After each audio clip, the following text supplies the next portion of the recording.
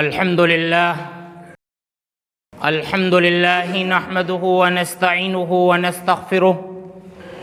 ونعوذ بالله من شرور أنفسنا ومن سيئات أعمالنا من يهده الله فلا مضل له ومن يضلل فلا هادي له وأشهد أن لا إله إلا الله وحده لا شريك له وأشهد أن محمدًا عبده ورسوله أما بعد فإن خير الحديث كتاب الله وخير الهدي هدي محمد صلى الله عليه وسلم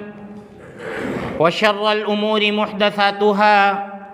وكل محدثة بدعة وكل بدعة ضلالة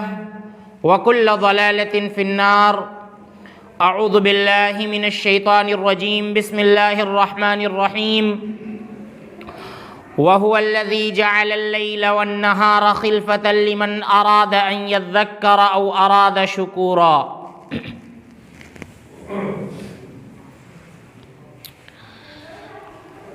معزز اسلامی و دینی بھائیوں، شعبان کے مہینے سے ہم گزر رہے ہیں، اس کے بعد رمضان المبارک کا مہینہ آنے والا ہے۔ شعبان کے مہینے کے تعلق سے بھی اللہ کے رسول صلی اللہ علیہ وسلم سے بہت سی باتیں ثابت ہیں،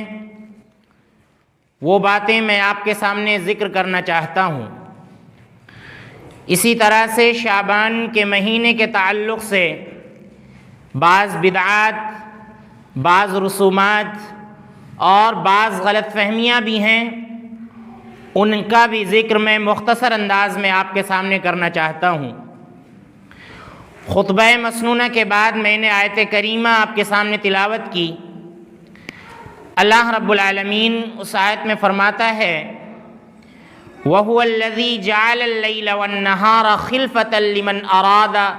ان یذکر او اراد شکورا، کہ اللہ رب العالمین ہی ہے جس نے دن اور رات کو ایک دوسرے کے پیچھے لگایا ہے۔ اللہ تعالیٰ فرماتا ہے کہ یہ کس لیے ہے؟ اللہ کہتا ہے کہ لمن اراد ان یذکر، جو شخص اس سے نصیحت حاصل کرنا چاہتا ہے اس کے لیے اللہ رب العالمین نے یہ دن اور رات کا نظام بنایا ہے۔ اور اللہ فرماتا ہے کہ وَأَرَادَ شُكُورًا، اور اس کے اندر شکر گزاری کا ارادہ ہے۔ اللہ رب العالمین کا ان دنوں کے ذریعے، ان راتوں کے ذریعے شکر ادا کرنا چاہتا ہے، اللہ کی عبادت کرنا چاہتا ہے ان راتوں میں، ان دنوں میں۔ تو ایسے شخص کے لیے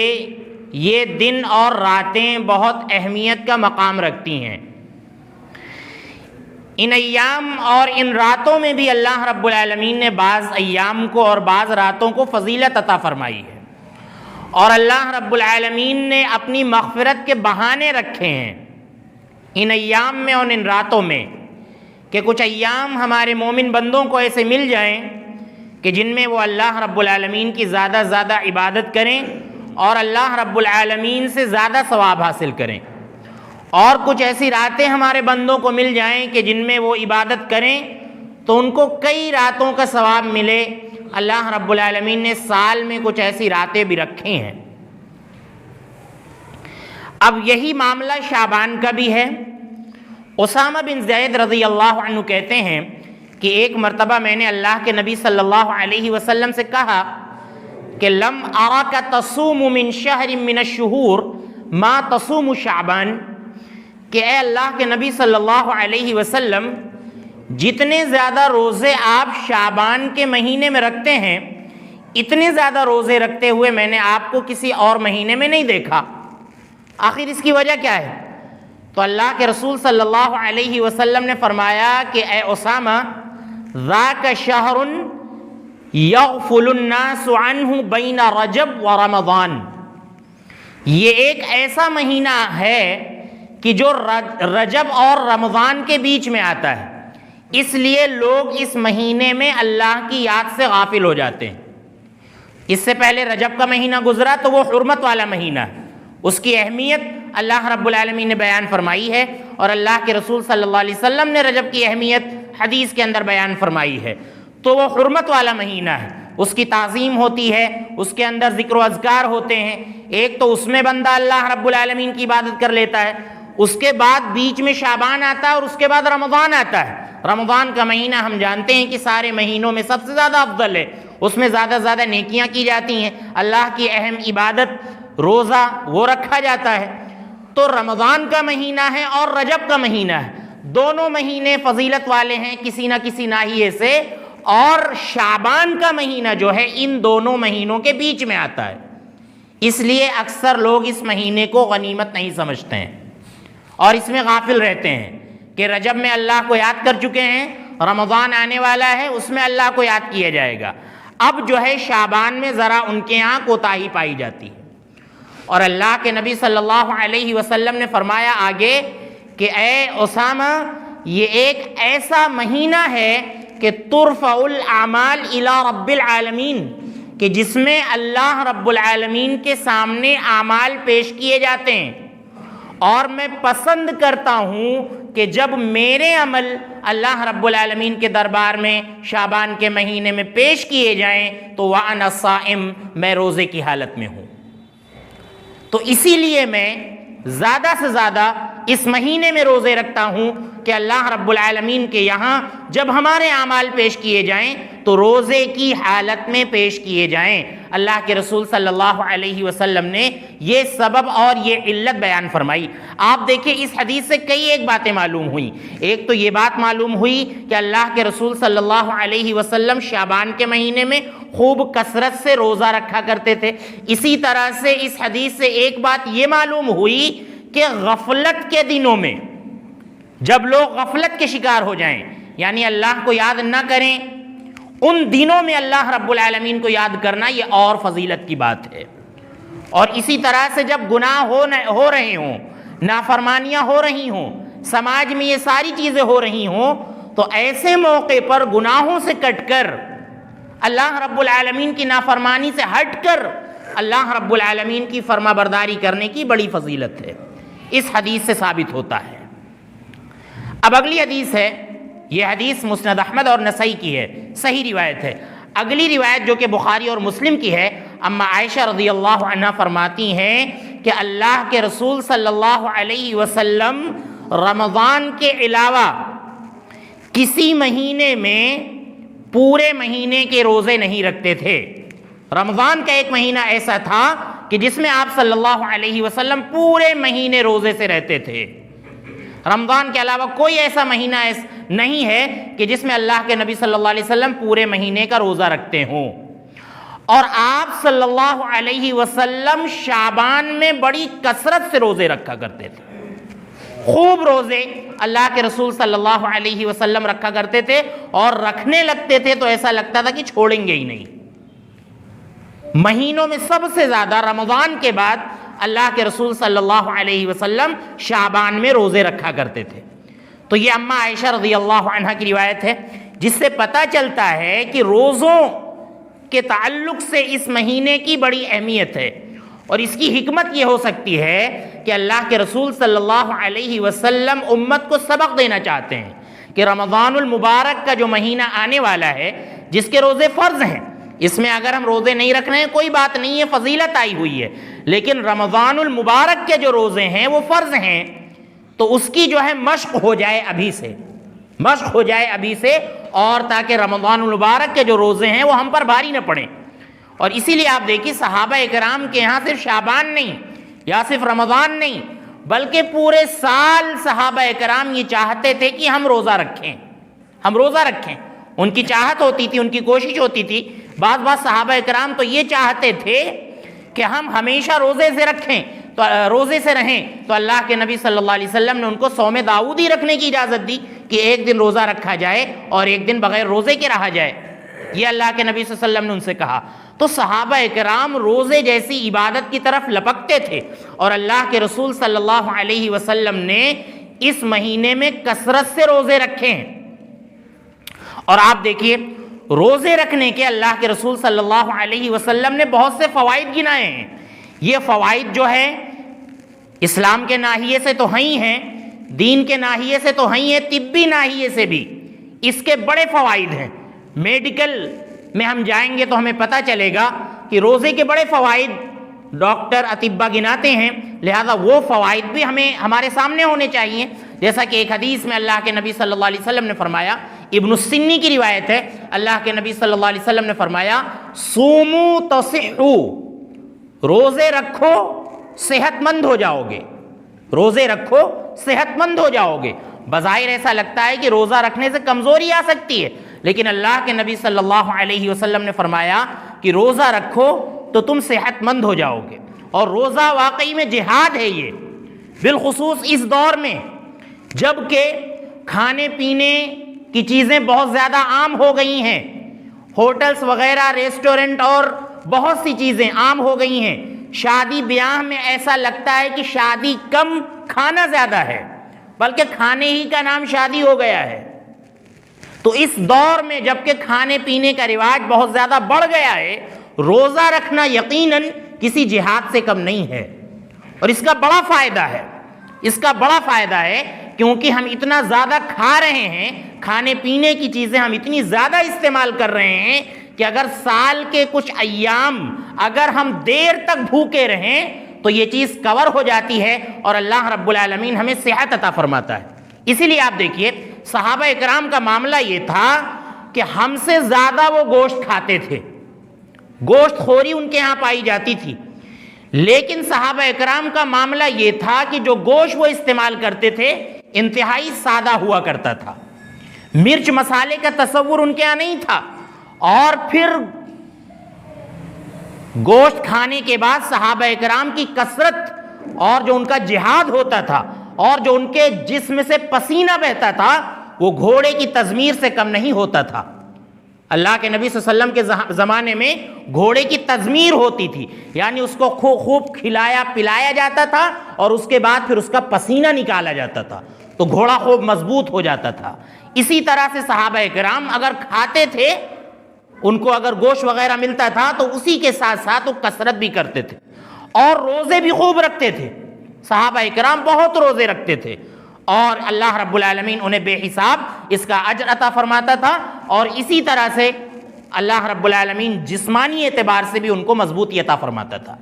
تو روزے کے بڑے فضائل ہیں، تو اسی لیے آپ دیکھیے اللہ کے رسول صلی اللہ علیہ وسلم شعبان کے مہینے میں خوب کثرت سے روزے رکھا کرتے تھے۔ تو پتہ یہ چلا کہ مطلق انداز میں پورے مہینے میں ہم لوگ روزہ رکھنا چاہتے ہیں تو بالکل رکھنا چاہیے۔ اور اسی طرح سے آپ دیکھیں خاص طور سے اللہ کے نبی صلی اللہ علیہ وسلم ایام بیز یعنی مہینے کے 3 روزے، چاند کی جو تاریخ ہوتی ہے 13، 14، 15، ان دنوں میں اللہ کے رسول صلی اللہ علیہ وسلم سے روزہ رکھنا ثابت ہے۔ نفلی روزے آپ صلی اللہ علیہ وسلم رکھا کرتے تھے، لہذا جو شخص روزے رکھتا ہے اس کو روزے رکھنا چاہیے، ہر مہینے روزے رکھتا تھا، لہذا شعبان کی بھی 13، 14، 15 کو روزہ رکھے۔ اسی طرح سے آپ دیکھیے اللہ کے نبی صلی اللہ علیہ وسلم ہفتے میں جمعرات اور دوشنبہ کو آپ صلی اللہ علیہ وسلم روزہ رکھا کرتے تھے، روزہ رکھا کرتے تھے، آپ صلی اللہ علیہ وسلم کا معمول تھا۔ تو صحابہ کرام اور اللہ کے نبی صلی اللہ علیہ وسلم اتنے روزے سال بھر میں رکھ لیا کرتے تھے کہ رمضان المبارک کے روزے ان کے لیے کوئی معنی نہیں رکھتے تھے، بھاری نہیں پڑتے تھے، سال بھر ان کے ہاں روزے رکھنے کی مشق ہوا کرتی تھی۔ لہذا ہم اپنے آپ کو رمضان المبارک کے روزوں کے لیے ہم تیار کریں،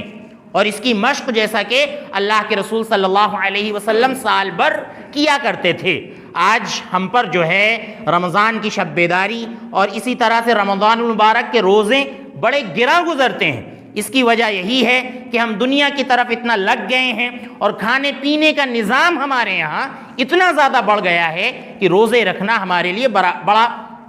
بھاری پڑتا ہے۔ تو آپ دیکھیے ان باتوں سے پتہ چلا کہ شعبان کے مہینے میں اللہ کے رسول صلی اللہ علیہ وسلم سے زیادہ روزے رکھنا ثابت ہے، اور اللہ کے رسول صلی اللہ علیہ وسلم کی حدیث سے پتہ چلا کہ اس مہینے میں ہمیں اللہ رب العالمین کی یاد سے غافل نہیں ہونا چاہیے۔ اب ایک بات ہمارے ذہن میں اور رہنی چاہیے کہ اللہ کے رسول صلی اللہ علیہ وسلم نے جو کام کیا ہے وہ کرنا سنت ہے، اور جو کام نہیں کیا ہے اس کو نہ کرنا سنت ہے۔ یہ بات ہمارے ذہن میں رہنی چاہیے۔ اب آپ دیکھیے، اللہ کے نبی صلی اللہ علیہ وسلم سے ثابت ہے کہ عید گاہ میں سب سے پہلے جو آغاز ہوگا تو نماز سے ہوگا، نماز پڑھی جائے گی۔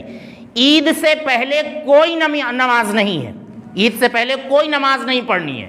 تو وہاں پہ نماز نہ پڑھنا سنت ہے، یہ سوچ کر کہ اللہ کے رسول صلی اللہ علیہ وسلم سے یہی ثابت ہے۔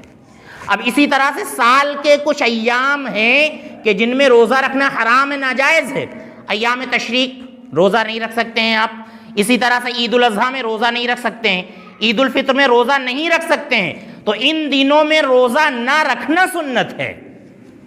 یہ بات، یہ فارمولہ اللہ کے رسول صلی اللہ علیہ وسلم کا ہمیں یاد ہونا چاہیے۔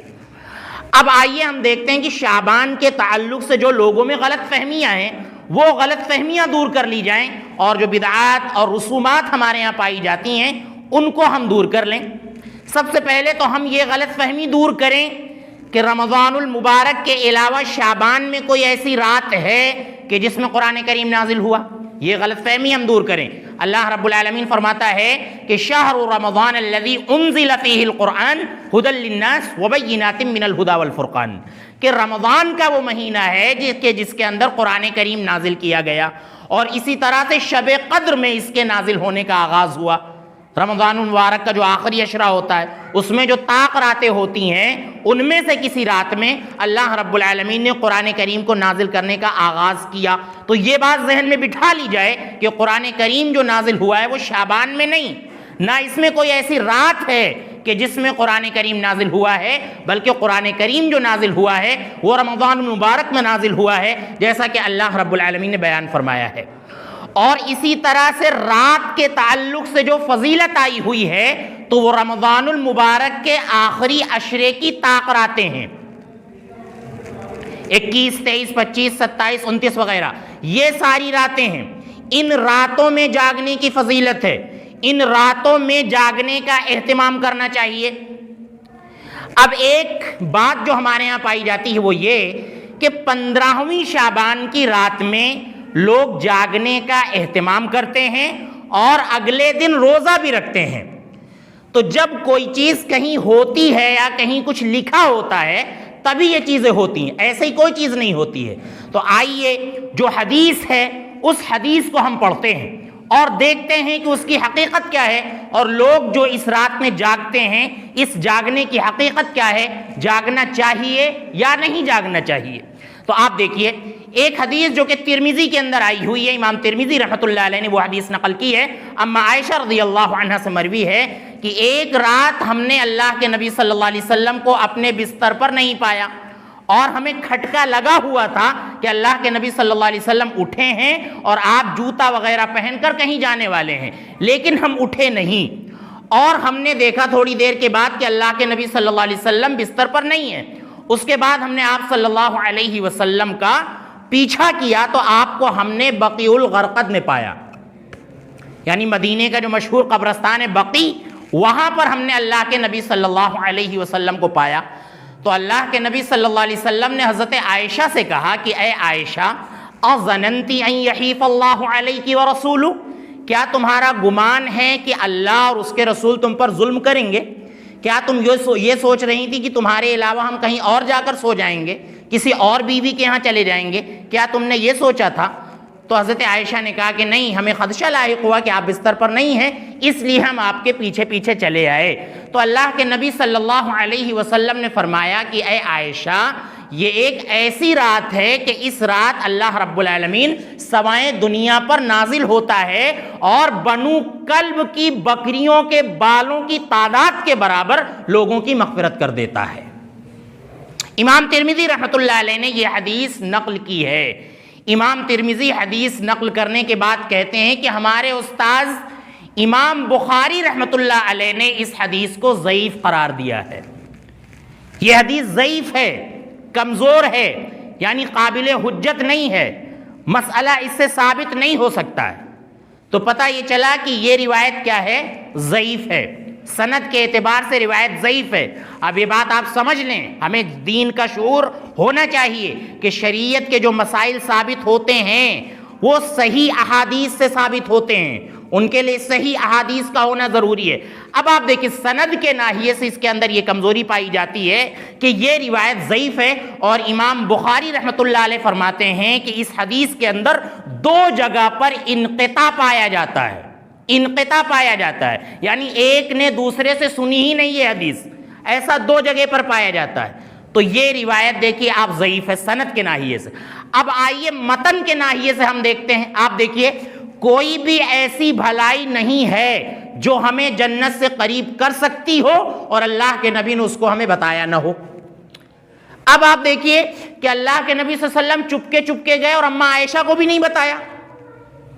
اور پھر پوری امت کو بھی نہیں بتایا، یہ کیسا ہو سکتا ہے؟ اس سے یہی پتہ چل رہا ہے کہ اگر عائشہ رضی اللہ عنہا نہ جاگتی تو پتہ ہی نہ چلتا،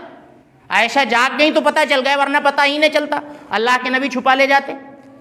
تو یہ ایک سمجھ لیجئے متن کی حیثیت سے یہ خرابی حدیث کے اندر لازم آتی ہے۔ تو اس طرح سے آپ دیکھیں یہ روایت ضعیف ہے، تو یہ ایک روایت ضعیف ہے۔ تو اس وجہ سے ہم یہ کہتے ہیں کہ اس رات کی کوئی خاص فضیلت ثابت نہیں ہے۔ اب آپ دیکھیں جو لوگ جاگتے ہیں اور جو لوگ یہ کہتے ہیں کہ اس رات کی خاص فضیلت ہے، وہ یہ کہتے ہیں کہ فضائل، جن میں فضائل بیان کیے گئے ہوں تو وہاں سے ضعیف حدیث لے لی جاتی ہیں فضائل کو بیان کرنے کے لیے۔ تو یہاں پر رات میں جاگنے کی فضیلت بیان کی گئی ہے، اس لیے جو ہے فضائل اعمال میں ضعیف حدیثیں قبول کر لی جاتی ہیں۔ تو اب آپ دیکھیے کوئی بڑا مسئلہ نہیں ہے، جو لوگ جاگتے ہیں ہم ان کی بات بتا رہے ہیں، اور جو لوگ نہیں جاگتے ہیں وہ یہ کہتے ہیں کہ روایت ضعیف ہے، نہیں جاگنا چاہیے۔ اللہ کے نبی صلی اللہ علیہ وسلم سے یہ چیز مستند اتھینٹک اللہ کے نبی صلی اللہ علیہ وسلم سے ثابت نہیں ہے۔ جو لوگ جاگتے ہیں وہ یہ کہتے ہیں کہ فضائل کے باب میں ضعیف حدیثیں لے لی جاتی ہیں، لہذا ان کو لے کر اس رات میں جاگا جاتا ہے، ہم لوگ جاگتے ہیں۔ تو اگر وہ لوگ جاگ رہے ہیں تو بس یہ ثابت ہوتا ہے کہ جو لوگ سال بھر عبادت کرتے ہیں، عبادت گزار بندے ہوتے ہیں، اور وہ اس روایت کو دلیل بنا رہے ہیں، تو بس عبادت گزاروں کے لیے ان میں اتنی دلیل موجود ہے کہ اس رات وہ اللہ سے مغفرت مانگ لیں، اللہ سے مغفرت مانگ لیں، اللہ رب العالمین کی عبادت کر لیں، اور کوئی خاص عبادت فکس نہیں ہے، نماز پڑھ لیں، عبادت کر لیں، دعائیں مانگ لیں، اگر وہ اس کو دلیل بنا رہے ہیں تو بس اتنا ثابت ہوتا ہے، باقی اور کچھ بھی ثابت نہیں ہوتا ہے، باقی اور کچھ بھی ثابت نہیں ہوتا ہے۔ اسی طرح سے آپ دیکھیے اس رات جو ہے روحوں کے آنے کا تصور، کہ روحیں آتی ہیں، ہمارے گھر کے جو بزرگ مر چکے ہیں ان کی روحیں آتی ہیں، اس لیے جو ہے قبرستان کو روشن کرنا چاہیے اور اپنے گھروں کو روشن کرنا چاہیے۔ تو اس تعلق سے ہم جان لیں کہ یہ غیر مسلموں کا عقیدہ ہے، یہ دوسری شریعتوں کا عقیدہ ہے، ہماری شریعتوں کے اندر روحوں کے آنے جانے کا تصور نہیں ہے۔ اللہ رب العالمین نے قرآن کریم کے اندر 2 ٹوک انداز میں بیان فرما دیا ہے کہ وَمِن وَرَائِهِمْ بَرْزَخٌ إِلَى يَوْمِ يُبْعَثُونَ، کہ روحوں کے پیچھے ایک پردہ ہے قیامت تک کے لیے، قیامت تک کے لیے پردہ ہے، یعنی وہ برزخ کی زندگی میں چلی جاتی ہیں، وہ دنیا میں آ ہی نہیں سکتی ہیں، آپ کا روحوں سے کوئی تعلق نہیں، نہ تو روحوں کا آپ سے کوئی تعلق، آ ہی نہیں سکتی ہیں۔ تو یہ تصور بالکل ختم کر دیا جائے کہ روحیں آتی ہیں۔ اور اسی طرح سے قبرستان کی زیارت کا مسئلہ ہے کہ ہر کوئی قبرستان جانا چاہتا ہے 15ویں شعبان کو، لوگ فکس کیے ہوئے ہیں کہ سال بھر نہ جاؤ لیکن 15ویں شعبان کی جو رات ہے اس میں قبرستان ضرور جانا چاہیے۔ لوگوں کو بتایا جاتا ہے، بارہا بتایا جاتا ہے، سمجھایا جاتا ہے، لیکن لوگوں کے سمجھ میں نہیں آتی ہیں باتیں۔ لوگ جوق در جوق قبرستان پر جاتے ہیں، وہاں پر اگربتی جلاتے ہیں، وہاں پر چراغاں کرتے ہیں، وہاں پر فاتحہ پڑھتے ہیں، اور نہ جانے کیا کیا کرتے ہیں۔ تو آپ جان لیں زیارت قبور کا جو مقصد ہماری شریعت نے بیان کیا ہے وہ یہ، اللہ کے نبی صلی اللہ علیہ وسلم فرماتے ہیں کہ میں نے تم کو پہلے قبر کی زیارت سے روک دیا تھا، لہذا اب تم زیارت کیا کرو، قبروں کی زیارت کیا کرو، کیونکہ اس سے تمہیں جو ہے آخرت کی یاد آتی ہے، تم دنیا سے بیزار ہوتے ہو، لہذا قبروں کی زیارت کیا کرو۔ تو قبروں کی زیارت کا یہ مقصد ہونا چاہیے کہ آخرت کی یاد آئے، اور دوسرا مقصد یہ ہو کہ ان کے لیے آپ وہاں گئے ہیں تو مغفرت کی دعا کر لیں، اور السلام علیکم یا اہل القبور، اللہ کے نبی صلی اللہ علیہ وسلم نے جو زیارت قبور کی دعا سکھلائی وہ یہ پڑھ لیں۔ باقی فاتحہ واتحہ قرآن وغیرہ پڑھنا یا کچھ اور وہاں پر کرنا، اس کا کوئی بھی تصور ہماری شریعت کے اندر نہیں ہے۔ اس بات کو اچھی طرح سے سمجھ لیا جائے، اور یہ بھی سمجھ لیا جائے کہ کوئی دن اور کوئی رات فکس نہیں ہے،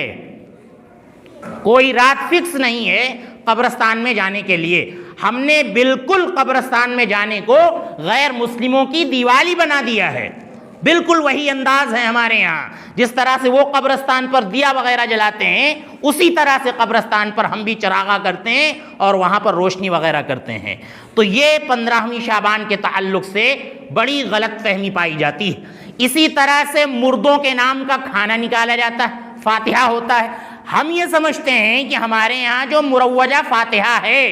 جو سامنے کھانا رکھ کر اس پہ کچھ گنگنایا جاتا ہے، کچھ بدبدایا جاتا ہے، اس پر اگر ہم قرآن و سنت کی دلیلیں دیں تو ہم قرآن و سنت کی توہین سمجھتے ہیں۔ یہ اتنی فضول چیز ہے جو لوگوں نے ایجاد کر لی ہے، اور صرف فاتحہ والے، بعض مسلمان ایسے ہیں جو صرف فاتحہ والے مسلمان ہیں، صرف فاتحہ والے مسلمان ہیں۔ کچھ ایام ہیں سال میں کہ جن میں وہ لے آتے ہیں 27 ہے، 23 ہے، 15 ہے، وہ لے آتے ہیں کھانا کچھ، اس میں فاتحہ کر دو، پڑھ دو، پتہ نہیں اللہ جانے یہ کہاں کا دین ہے، کہاں کی شریعت ہے۔ اس کا کوئی بھی تصور نہیں ہے ہمارے یہاں، یہ بالکل غلط ہے، فضول کام ہے، اس کو چھوڑ دینا چاہیے۔ کسی بھی طرح کا کوئی فاتحہ کھانے پر فاتحہ کا ہمارے یہاں کوئی تصور نہیں ہے۔ اسی طرح سے آپ دیکھیے اگلے دن روزہ رکھنے کا اہتمام کیا جاتا ہے۔ ہم نے آپ کو بتایا 13، 14، 15، ہر مہینے کی 13، 14، 15 کو کوئی اگر روزہ رکھتا ہے بالکل رکھے، لیکن 15ویں شعبان کا جو خاص روزہ لوگ رکھتے ہیں، اس تعلق سے سارے علماء کا، محدثین کا اتفاق ہے کہ جو ایک حدیث آتی ہے وہ انتہائی ضعیف ہے، اس سے حجت ثابت نہیں ہوتی ہے۔ لہذا خاص کرنے کے لیے اللہ کے نبی صلی اللہ علیہ وسلم کی صحیح دلیل ہونی چاہیے، صحیح سند سے کہ اللہ کے نبی صلی اللہ علیہ وسلم نے اس تاریخ کو روزہ رکھا، ورنہ آپ عام انداز میں روزہ رکھیں، 15 کو بھی رکھیں، 13 کو بھی رکھیں، 14 کو بھی رکھیں، دوسری تاریخوں میں رکھیں، لیکن 15ویں تاریخ کے لیے اللہ کے رسول صلی اللہ علیہ وسلم سے مضبوط دلیل ہونی چاہیے، اور وہ دلیل اللہ کے رسول صلی اللہ علیہ وسلم سے ثابت نہیں ہے، اس کا ہمیں خیال کرنا چاہیے۔ اور اسی طرح سے 15ویں شعبان کو ہمارے یہاں مسلمانوں نے تیوہار کا درجہ دے دیا ہے۔ لوگ کہتے ہیں کہ تیوہار آ گیا ہے، تیوہار آ رہا ہے، تو یہ کوئی تیوہار نہیں ہے۔ اللہ کے رسول صلی اللہ علیہ وسلم سے صرف 2 تیوہار ثابت ہیں، عید الفطر اور عید الاضحیٰ، تیسرا ہمارا کوئی تیوہار نہیں ہے۔ کوئی بھی دن اگر ہم منا رہے ہیں، کوئی بھی تیوہار اگر ہم منا رہے ہیں، تو یہ اللہ کے نبی صلی اللہ علیہ وسلم کی سنت کے ساتھ اور آپ کی شریعت کے ساتھ بغاوت ہے، لہذا اس کو بالکل ختم کر دینا چاہیے۔ تو تیوہار کے طور پر مناتے ہیں، اور اس دن حلوہ وغیرہ بناتے ہیں، تو حلوہ وغیرہ کھانا خوب کھائیں، اللہ کے نبی صلی اللہ علیہ وسلم میٹھا کھاتے تھے، اور خوب کھائیں، بالکل منع نہیں ہے، کھانے پینے کی کوئی ممانعت نہیں ہے شریعت میں۔ اللہ خود کہتا ہے کلوا واشربوا ولا تسرفوا، کھاؤ پیو لیکن اسراف نہ کرو، اپنے اوپر زیادتی نہ کرو، اپنے اوپر ظلم نہ کرو۔ حلوہ کھانا بالکل غلط نہیں ہے، لیکن 15ویں شعبان کو بنانا غلط ہے، بنانا غلط ہے، یہ سمجھ کر بنانا کہ کچھ ہے اس کی اہمیت یا حلوہ بنانا چاہیے، یہ بالکل غلط ہے۔ اور بعض لوگ اس کے لیے آپ دیکھیں خود بدلتے نہیں، قرآن کو بدل دیتے ہیں، ہوئے کس درجہ فقیہان حرم بے توفیق۔ کچھ لوگ جو ہے یہ کام کرتے ہیں اور پھر دلیل کیا دیتے ہیں کہ اللہ کے نبی صلی اللہ علیہ وسلم کے غزوہ احد میں جب آپ کے دانت شہید ہوئے تھے تو آپ کو کچھ گیلا بنا کر دیا گیا تھا، چونکہ آپ کھانا نہیں کھا پا رہے تھے باضابطہ، تو آپ کو گیلا بنا کر دیا گیا تھا، حلوے کی طرح کوئی میٹھی چیز، تو اس لیے یہ ہم حلوہ بناتے ہیں۔ آپ دیکھیں سب کا اتفاق ہے اس پر کہ غزوہ احد شوال میں ہوا ہے، جنگ احد یہ شوال میں ہوئی ہے، اور ہم 2 مہینے پہلے حلوہ کھا رہے ہیں، اور پھر ایسے ایسے حلوے کہ جس کو آپ دبائیں تو دانت ٹوٹ جائے، ایسے ایسے حلوے ہم کھا رہے ہیں۔ تو یہ بالکل غلط ہے، اس کا کہیں سے بھی کوئی تصور نہیں ہے کہ اللہ کے نبی صلی اللہ علیہ وسلم نے اس طرح سے کھایا تو ہم بھی کھائیں اور 2 مہینے پہلے کھائیں، یہ بالکل غلط ہے۔ تو اس طرح سے حلوہ بنانا 15ویں تاریخ کو بالکل غلط ہے، اس رواج کو ختم کریں، اس رواج کو ختم کریں، باقی عام دنوں میں حلوہ کھائیں، کہیں سے کوئی ممانعت نہیں ہے۔ تو یہ شعبان کے مہینے کی حقیقت ہے، لہذا اس حقیقت کو ہم سب اچھی طرح سے سمجھ لیں، اور خاص طور سے یہ ہم ضرور سمجھیں کہ کس فارمولے کے تحت 15ویں شعبان کو لوگ جاگ رہے ہیں، اور کون سا فارمولہ ہے کہ جس فارمولے کے تحت لوگ 15ویں شعبان کو خاص طور سے نہیں جاگ رہے ہیں۔ اس کو اچھی طرح سے سمجھ لینا چاہیے، اتنا شعور، اتنی سمجھ ہم سب کے اندر ہونی چاہیے۔ اور اسی طرح سے خاص طور سے زیارت قبور میں ہمارے یہاں جو تماشا ہوتا ہے اور نوجوان جس طرح کی ہڑدنگ کرتے ہیں، آپ دیکھ لیجئے، وہ بیان سے باہر ہے۔